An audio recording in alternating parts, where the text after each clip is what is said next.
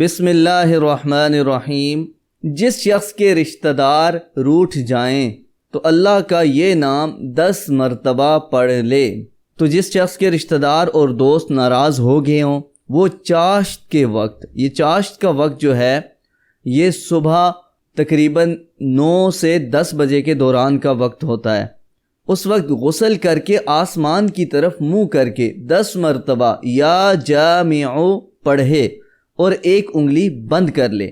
اس طرح ہر 10 مرتبہ پر ایک ایک انگلی بند کرتا جائے، آخر میں دونوں ہاتھ منہ پر پھیرے۔